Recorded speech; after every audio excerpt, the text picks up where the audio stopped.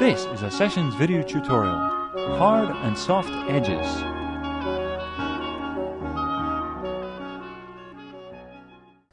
In this video, I'm going to show you how to address edges in your portrait painting. As you make the transition from drawing mediums to painting mediums, you go from thinking in a linear fashion to thinking in terms of shapes. In other words, lines in drawing, which you actually put down with the drawing utensil, those are a man-made convention. Lines don't necessarily exist in nature. What lines are the junction between two shapes of opposing value or color.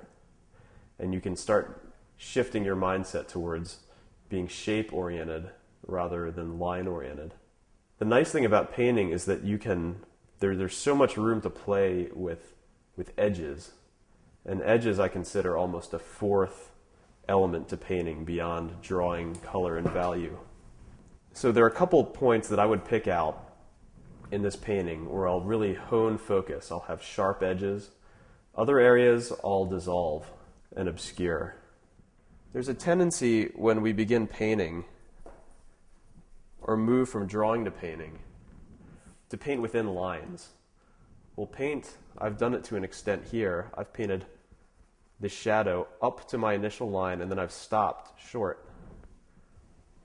Now John Singer Sargent, was said to have taken his skin tones outside of their perimeters, out of their confining lines.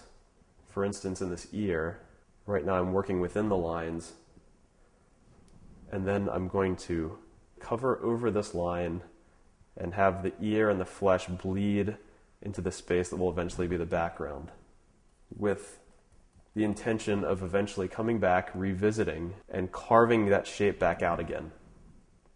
There's some fear here because we're losing the drawing a little bit, but that's where our confidence in our drawing skills comes in handy. Because if you can draw that correctly once, you can draw it again.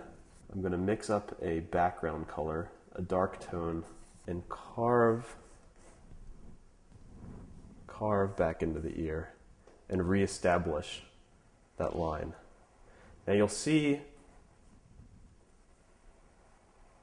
where there's an overlap between the background color, where the background color is coming into contact with the flesh tone. There's sort of a bleeding effect. There's a softness that occurs. And that softness is pleasant. It should really exist everywhere in the painting if you're working in this fashion where you're not constrained by lines, not painting within lines, coloring between lines.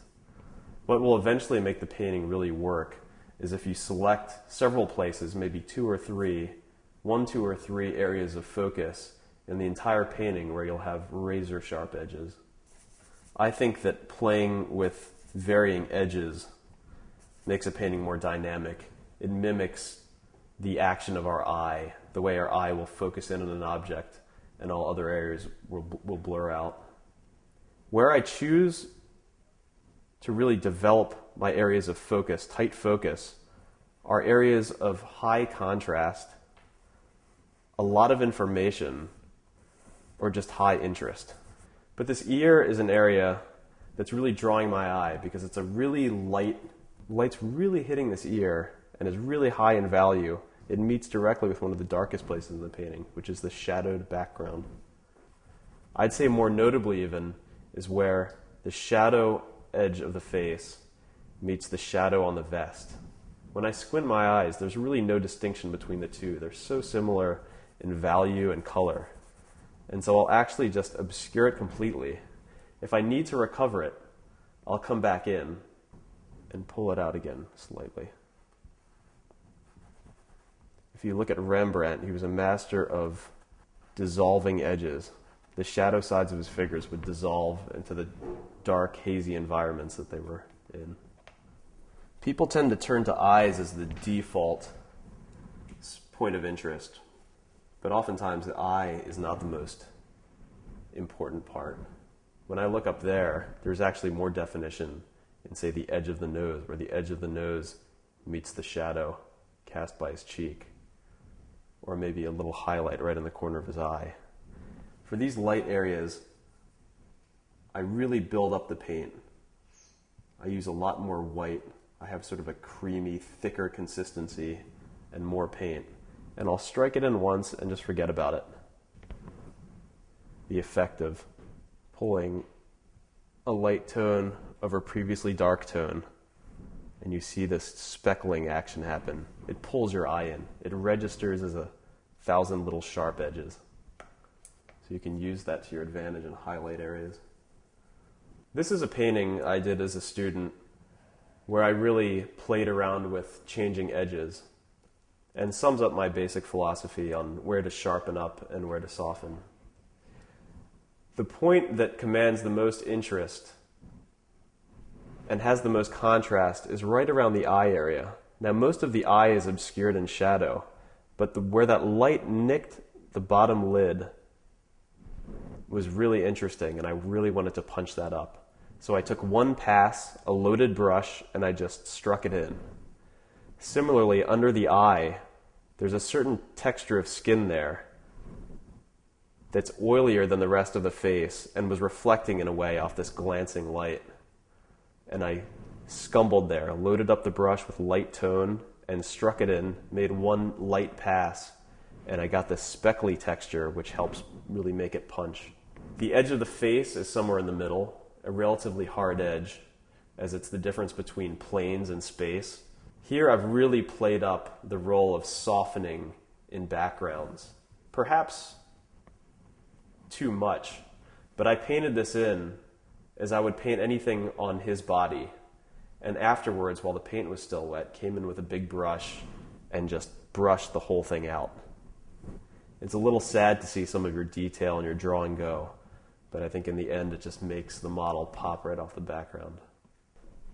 I feel that paintings that lack edge variation, if they're towards the blurry side, they just look unfinished or lack that little bit of zing. And then if all the edges are hard, it tends to look amateurish or illustrative. Now I feel that the haziness that I've put between the background and his face, it obscures his face too much. And I feel it's a little invented. It's not, the contrast between those two areas is a little stronger than that. So I'm going to return to that area, remix the background color, and I'm going to carve back into his face. And very subtly, I'm recovering the hardness of that line. It's still so soft. But what makes an edge hard or soft is really the width. It can occur within a 1/16 of an inch. If there's an area within a form where there was previously a hard delineation of light and shadow, oftentimes at this coloring stage, that delineation doesn't become so clear.